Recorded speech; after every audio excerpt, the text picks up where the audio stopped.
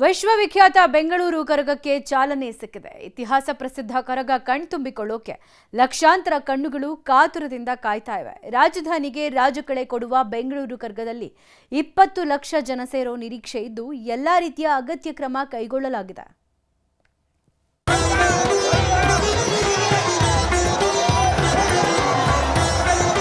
ಬೆಂಗಳೂರು ಕರಗ ಆಚರಣೆಗೆ ದಿನಗಣನೆ ಶುರುವಾಗಿದೆ. ಚೈತ್ರ ಪೌರ್ಣಿಮೆಯ ಬೆಳದಿಂಗಳಲ್ಲಿ ಹೂವಿನ ದಂಡೆಯನ್ನು ಹೊತ್ತು ಸಾಗುವ ವಿಶ್ವವಿಖ್ಯಾತ ಕರಗ ಕಣ್ತುಂಬಿಕೊಳ್ಳಲು ಭಕ್ತರು ಕಾತುರರಾಗಿದ್ದಾರೆ.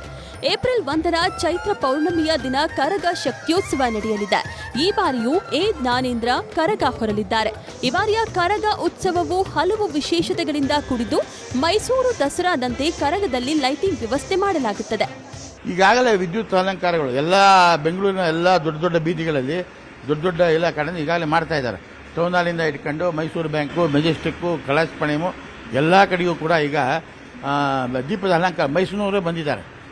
ಅವರೊಂದು 20 ಜನ ಬಂದಿದ್ದಾರೆ. ಎಲ್ಲ ಮಾಡ್ತಾ ಇದ್ದಾರೆ. ವಿದ್ಯುತ್ ಅಲಂಕಾರ ಪೂರ್ತಿ ವಿದ್ಯುತ್ ಅಲಂಕಾರ ಮಾಡ್ತಾ ಇದ್ದಾರೆ. ಹಾಗೆ ಇನ್ನು ಉಳಿದಿರ್ತಕ್ಕಂಥ ವಿಶೇಷವಾಗಿ ಅಲ್ಲಲ್ಲಿ ಕಾರ್ಯಕ್ರಮ ಕೂಡ ಇಟ್ಕೊಳ್ತಕ್ಕಂಥ ವ್ಯವಸ್ಥೆ ನಡೀತಾ ಇದೆ.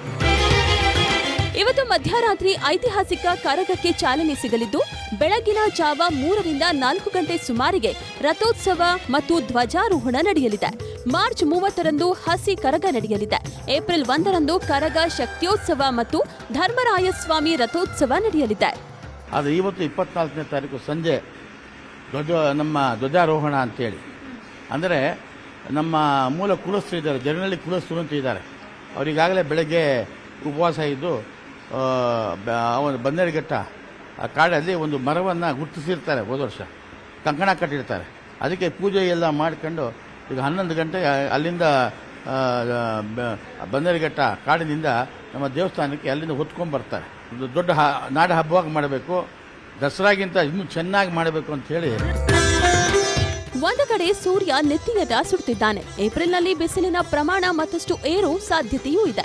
ಆದ್ರಿಂದ ಕರಗದ ಸಮಯದಲ್ಲಿ ಯಾವುದೇ ತೊಂದರೆ ಆಗಬಾರದು ಅನ್ನೋ ಕಾರಣಕ್ಕೆ ಉಚಿತ ನೀರಿನ ವ್ಯವಸ್ಥೆ ಮಾಡಲಾಗಿದೆ. ಒಟ್ಟಾರೆ ಬೆಂಗಳೂರು ಕರಗ ಕಣ್ತುಂಬಿಕೊಳ್ಳಲು ಲಕ್ಷಾಂತರ ಭಕ್ತರು ಕಾತುರದಿಂದ ಕಾಯುತ್ತಿದ್ದಾರೆ. ಪ್ರಗತಿ ಶೆಟ್ಟಿ, ನ್ಯೂಸ್ 18 ಬೆಂಗಳೂರು.